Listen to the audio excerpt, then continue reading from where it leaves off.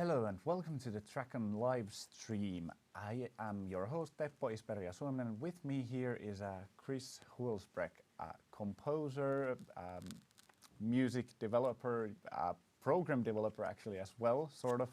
You've done a lot of everything, so hello and welcome. Thank you. Yes, it's been quite crazy, 31 years. Yeah.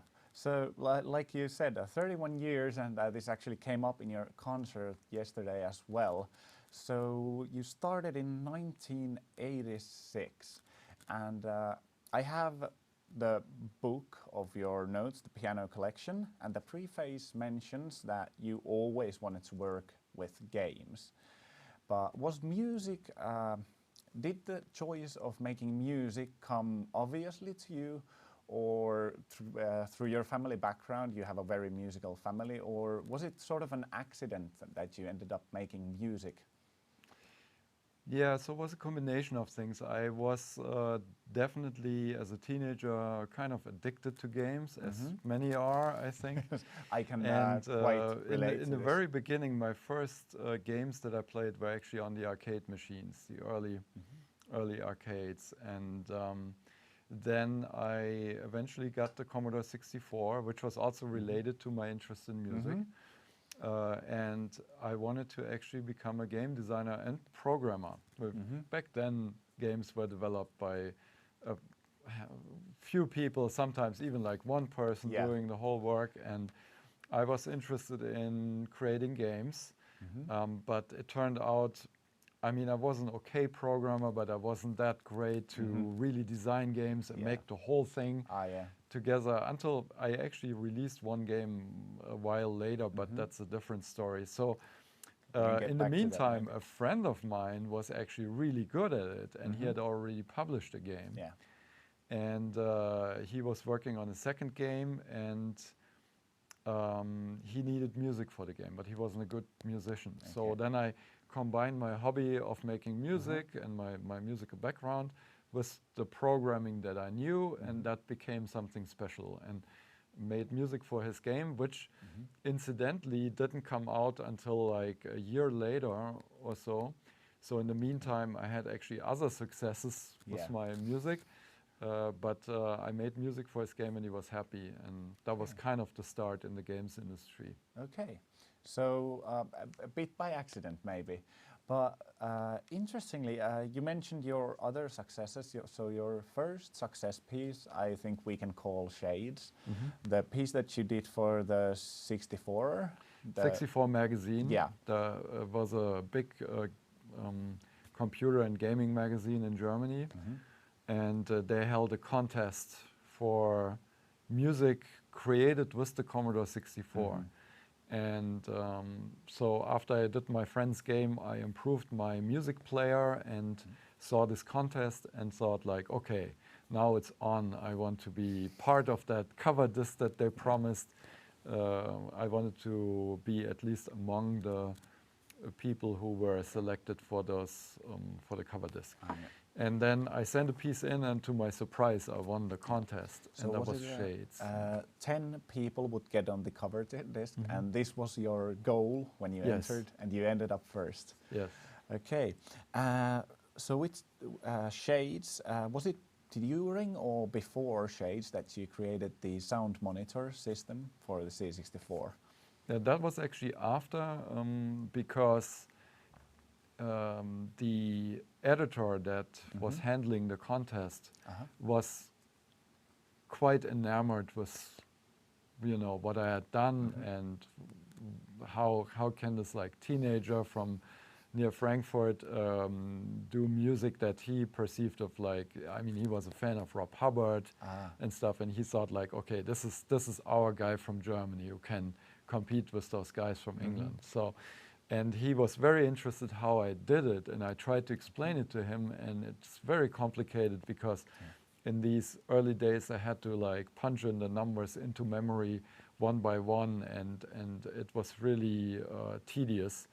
And so I proposed to him that I was thinking about making a program to simplify that. Yeah. And that became the sound monitor. And the reason was because before I used a machine monitor, machine language monitor, to look at the memory. Yeah. So I figured I'd do something that's tailored to sound or music, and I called it the sound monitor. Okay. Yeah, and he promised me that it would be featured in the sister magazine as listing of the month, and so I went to work and delivered it a few months later. Okay. Do you know, did the sound monitor gain a lot of popularity? I know that some people use derivatives of it even today when making Commodore 64 music in the retro circle, so it is a thing still. But do you know yourself if it was popular back in the day? Yeah, and in fact, I didn't realize until much later that it was probably the grandfather of the modern tracker program, which is still very much programming music step by step, but it had a few of those concepts and is now regarded as the granddaddy there. And so it helped a lot of, I heard from a lot of fans that the sound monitor got them started in music, computer music and game music. Okay. So a big thing for a lot of other people than yourself as well. Yes, a milestone. Yeah, definitely a milestone for game music in general. But so you program the whole thing from scratch yourself. Commodore 64 is usually not viewed as the most programmer-friendly computer system, even during its time, which is mostly the reason why the demo scene chose Amiga for its flagship. So did you view it, did it feel hard to create things for the Commodore? Were you just familiar enough with it that it came to you naturally? Yeah, so first, as an anecdote, when I got the computer initially, I thought like, oh yeah, now I'm getting ready to make music. And then I switched it on and it's just like sitting there with the blinking cursor. Yeah. And there was really no software there, Yeah, you know, not like not today a lot you of open up a anything. Windows PC and there's already stuff there that you can use and produce stuff with. So for a while there I was just like playing games, and then I started programming, learning programming and assembly language. And then when I did the players for my music and eventually the sound monitor, it was really like it was my own discovery and exploration of that, and it was very exciting. So that was a huge motivator, that it felt like I felt like a pioneer because nobody had done it. So it was something really cool that's, you know, was me as a teenager setting me apart from from my peers and stuff like that. And so, it was a daily discovery of new things. And the rest is history, so to speak. So to speak. But I have to admit, you have, with the sound monitor, I think, as you said, the grandfather of the tracker software, it's a very big thing for music creation with computers. This thing that you just decided to create so you could create music, and it's changed the lives of thousands of creators after you. So even for me, I've used Tracker and I've never thought of it like this, but now thinking on it, I'm stepping in your footsteps pretty much 30 years later. Shades, we heard it in the concert yesterday as a piano rendition. Your first big hit, not your first song, but the first one to really break through. How do you feel about Shades as a song now, 30 years later? I still enjoy it. I think it came together very well. The interesting part about it is that I didn't work on it a long time. I had some basic ideas for the melodies that I wanted to present, but essentially it was supposed to be just a demo for what my music player could do. So that's also why the structure of Shades is a little bit like a medley. It has different parts that could be a song in itself if you would arrange it out, but that was the whole purpose. And I did it actually, I put the final thing together in one night before the deadline of the contest. because I'm a procrastinator. I do most of things always last minute, but then I power through and I do it. And I remember in the morning going to my parents there and say, you have to get this disc into the mail with today's stamp because I need to go to school, and this is super important. They didn't understand any of it, but they did it for me. They sent it in, and again, the rest is history. But yeah, that was a crazy night, and I probably slept in school then. Okay.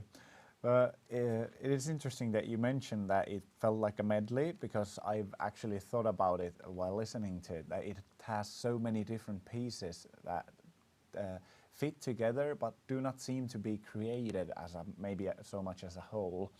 Exactly. And well, yesterday in the concert we heard a lot of medleys as well from your work.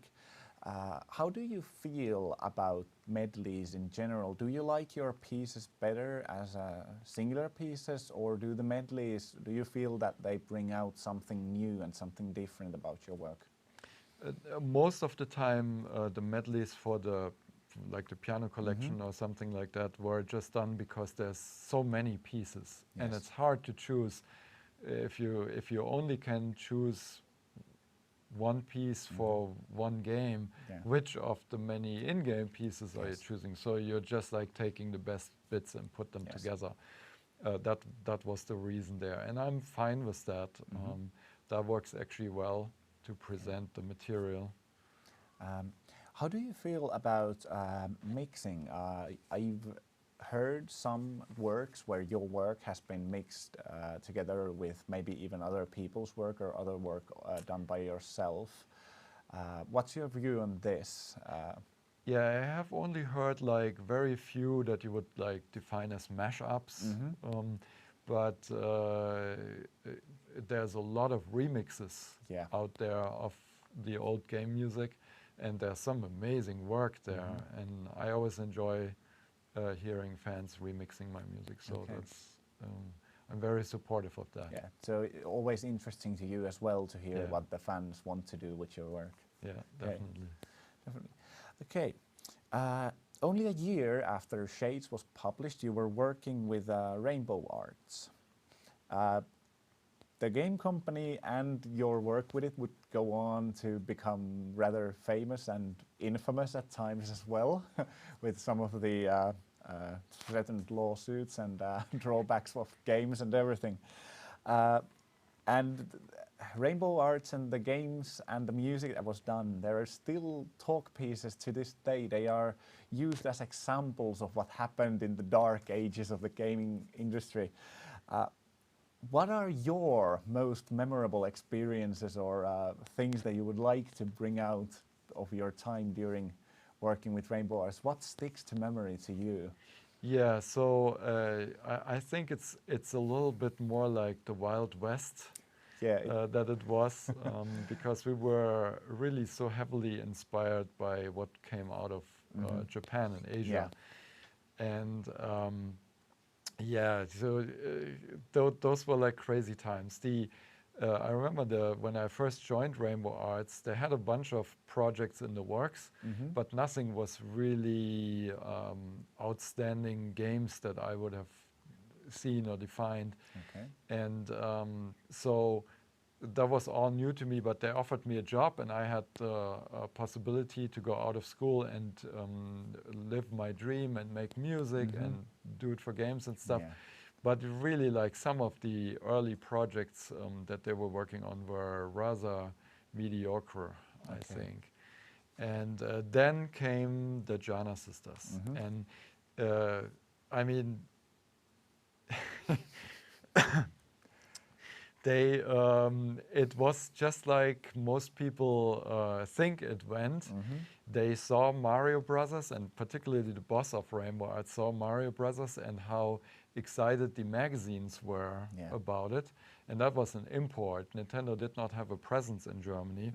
And he thought like, oh, this game looks cheap. We can do this in a few weeks and stuff like that. So there was finally, he did not really understand what a good game is, but he saw the excitement there, and he looked at it and thought like, you know, the team over there at Rainbow Arts can do something like that. The content that we have here is doable. Exactly. Yeah. So we went back to the next meeting, and he got everybody together and said, "We're doing a Mario Brothers clone, and we'll just change it up. We'll make it sisters instead of brothers, and instead of Mario, we'll pick another Italian name." And his favorite Italian singer was Gianna Nannini. Okay, so that's where the name comes from. Gianna sisters. But then there's another anecdote later, just before it was manufactured, the graphic artist that was hired to do the box art screwed the graphics up and put one N. And that's how it became Gianna instead of Gianna. Yeah. So, yeah. Okay. That's quite the story that is behind this one production. To this day, I always point out the only thing that wasn't really heavily inspired by Mario was the music. Yes.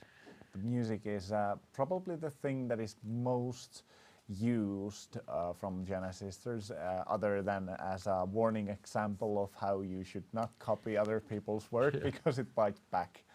Yeah. But that was really the first game that put Rainbow Arts on the map and became actually a huge hit. I mean, in terms of like sales and the recognition, the few months that it was on the market helped the company really establish itself. And then due to the you know, a little bit cheekiness of the British publisher, Nintendo became aware of it, because they had like done advertisement with things like "Move over, brothers, here come the sisters" and stuff like that, things like that. And so Nintendo became aware of it, and they looked at it and threatened with a lawsuit.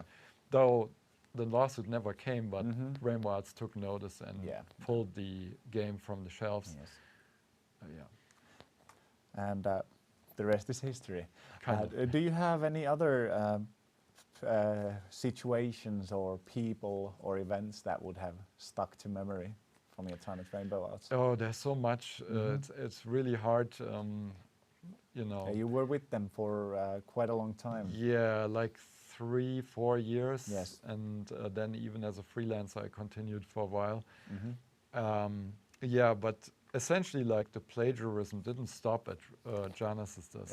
Then one of the next successful games was Katakis, which was essentially an R-Type clone from the arcades. Yes.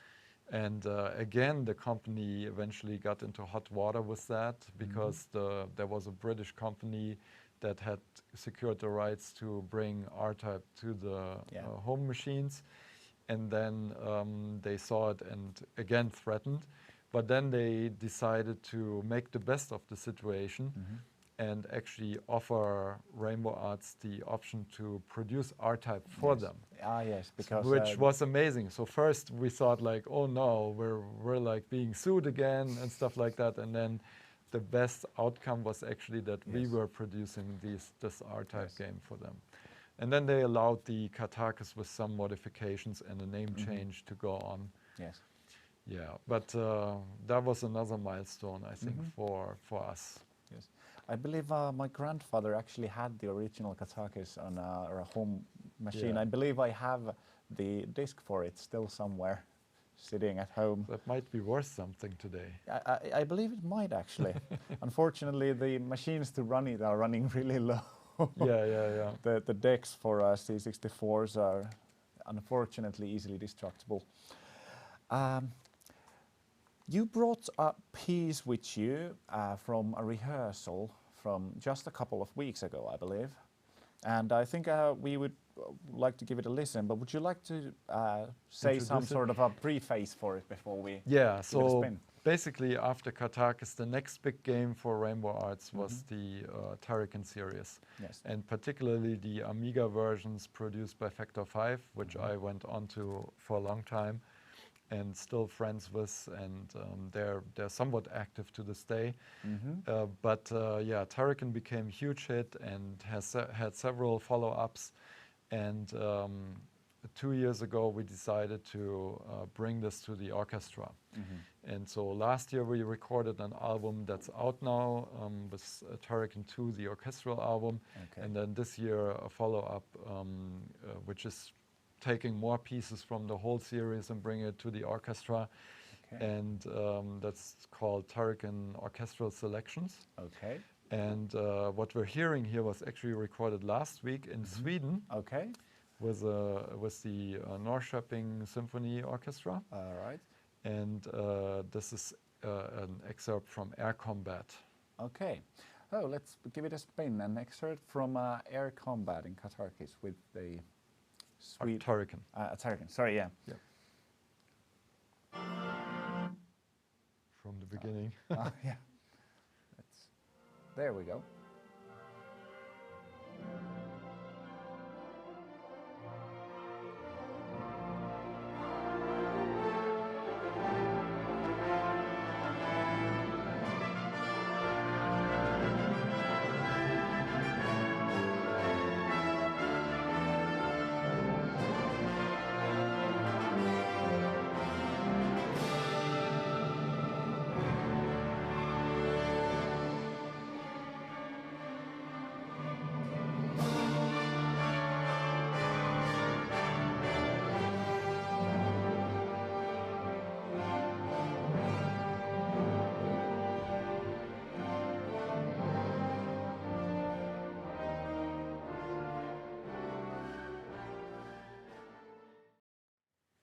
So unbelievable. That was such an experience. And did you get to hear it live? Yes, I was there in person.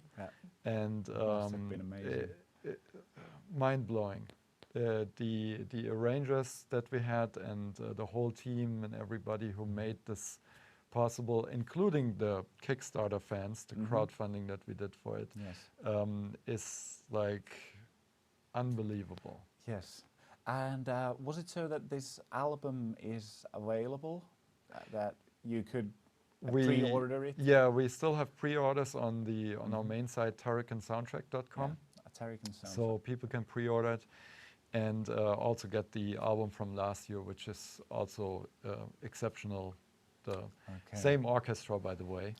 And pretty much the same team, different arrangers, including two arrangers from Finland, actually. Jonne Valton and Roger Vanamo. And that's an amazing album, and this year's will be equally amazing. So I'd probably have to go and get my own copy at least. Thank you so much for joining me in the studio, and I think we could finish on a bit of a preview clip that you brought with you as well, the audio clip that you had. But before we finish here, do you have anything else that you would like to add here for our viewers? Well, first off, super thank you for the Tracon organizers to invite me, because this has been an outstanding experience. It is so far, great to have you ongoing here. And the concert yesterday, the pianists, was a real treat, and also all the fans who support me ongoing over the years and everything. And I hope to do a lot more productions. There are games in the works again.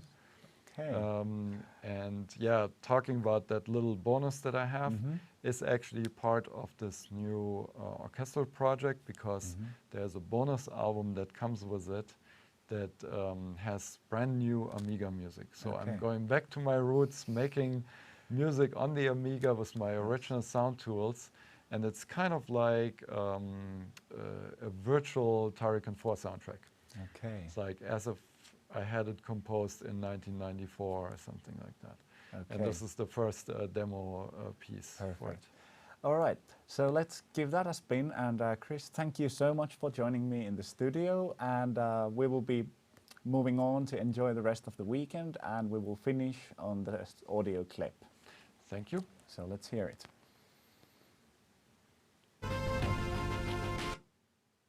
Again from the beginning. Yes. Fortunate technical difficulties there. Is virtual jungle world. Ah, yeah, Jungle World. There it goes. Here we go. You can hear the Amiga sound fidelity.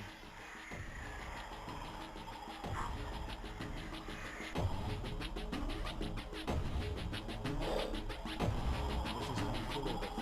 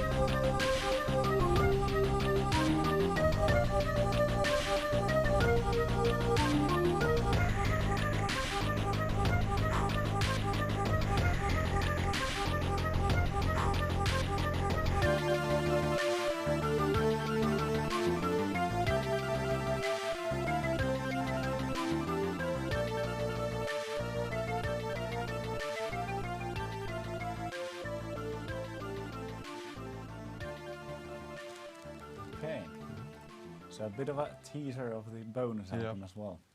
But our time here is unfortunately finished. I will let you get on with your next interview program starting at 3, I believe. 4 o'clock? Yes. Yeah. We will be broadcasting that as well. So okay, there will be probably some similarities in what we're talking about. But if our viewers want to hear more of you, they can tune in, or if they're here, come listen. Duetta 2, I believe. But thank you so much for joining me. Thank you. And have a nice rest of the Dragon weekend. I'm sure I will. All right. Thanks, everybody. Yes, thanks everyone for viewing and listening.